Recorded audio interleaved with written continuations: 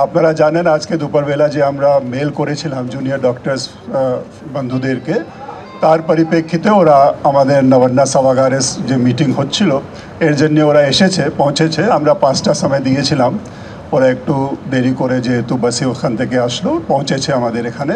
দিনে 2 বার ব্যবহার করো স্টপেজ ক্রিম আর নিজেকে রাখো evergreen Keya Seth aroma therapy stoppage cream আর খুঁজে পাও নতুন আমিকে। মাননীয় মুখ্যমন্ত্রী ওনাকে সবাইকে সময় দিয়েছিলেন। মাননীয় মুখ্যমন্ত্রী 5টা থেকে অপেক্ষা করছেন, এখন এই নবান্না সভাগারে ওয়েট করছেন যাতে ওরা ডিসকাশনের জন্য ভিতরে আসুক।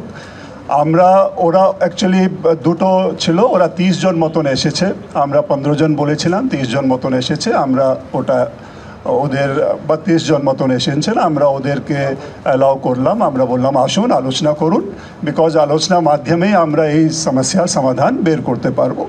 কিন্তু ওদের একটা ইস্যু আছে যেটা ওরা বলছে কি এর মিটিংয়ে লাইভ স্ট্রিমিং করতে হবে। আমরা আমাদের চিঠির মাধ্যমে জানিয়েছিলাম কি এটা লাইভ স্ট্রিমিং হবে না, আমরা এর ভিডিও রেকর্ডিং করব যাতে এটা ভালো করে ডকুমেন্টেড থাকে। যে আলোচনা হচ্ছে এটাকে আমরা সুন্দরভাবে ডকুমেন্ট করব এবং ওর উপরে যদি পরবর্তীকালে কোনো ফলো আপ অ্যাকশন নিতে হয় ওটাও যাতে আমরা নিতে পারি। কিন্তু ওরা এখনও ইনসিস্ট করছে কি লাইভ স্ট্রিমিং করুক।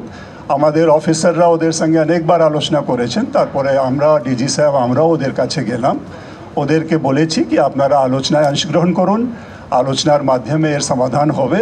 কিন্তু এখনও আমাদের ডক্টরস বন্ধুগণ যারা আছেন ওরা নিজেদের মধ্যেই আলোচনা করছেন কি যাতে লাইভ স্ট্রিমিং যতক্ষণ হবে না ওরা ভিতরে মিটিং হলে আসবেন না। মাননীয় মুখ্যমন্ত্রী ওদের জন্য অপেক্ষা করছেন, উনি ওখানে আছেন। আমরা আশা 1.5 ঘন্টা মতন হয়ে গেছে 5টার সময় থেকে, তো এখনও ওরা ভিতরে মিটিং হলে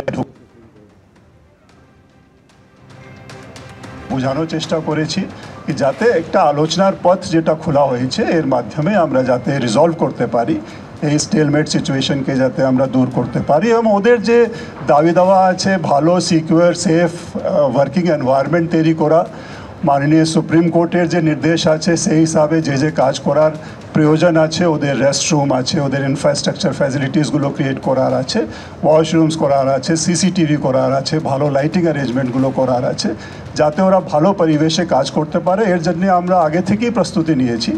আমরা ভেবেছিলাম আজকে আলোচনার মাধ্যমে আরও যদি ওদের কাছ থেকে কোনো সাজেশনসগুলো আসে এটা আমরা আরও আলোচনার পরিপ্রেক্ষিতে আরও অ্যাকশন যে নেওয়ার প্রয়োজন আমরা নেব। কিন্তু এখন অবধি ওরা যেহেতু মিটিং হলে ভিতরে আসেননি, আমরা মিটিং এখন অবধি চালু করা যায়নি। আমরা অনুরোধ করব যাতে ওরা ইমিডিয়েটলি মিটিং হলে আসুক এবং আলোচনায় অংশগ্রহণ করুক। আমি ডিজি সাহেবকে বলবো কিছু বলার জন্য।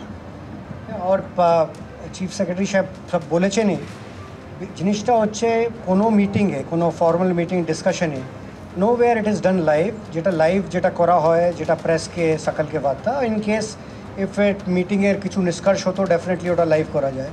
কিন্তু এটা insistence on live streaming seems unreasonable to me and গভর্নমেন্টের জন্য ওরা 15 জন বলা হয়েছিল, 30 জন প্রথমে বললো, তারপরে 32, that's not an issue because আমাদের একদম যেটা গতকালও বলা হয়েছিল সদিচ্ছা আছে, খোলা মনে আমরা আলোচনা করতে চাইছি। অ্যান্ড ইভেন এই আলোচনা কি ওরা কি চাইছে ওরা আমরা করতে পারি।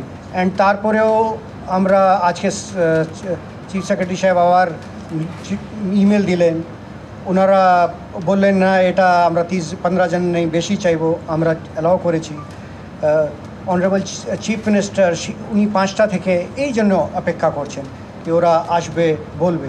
আমাদের থেকে যেটা আছে we are committed to their safety and security for everything what the goals are not different but at the same time we must understand and respect the rule of the law যেটা আছে। আমরা government invite করেছে সদিচ্ছা থেকে, পুরো খোলা মানে ওদের সাজেশন চাইছে, ওটা ওনারা দিলে স্বাস্থ্য পরিকাঠামো ডেফিনেটলি অনেকটা উন্নত হবে। দ্যাটস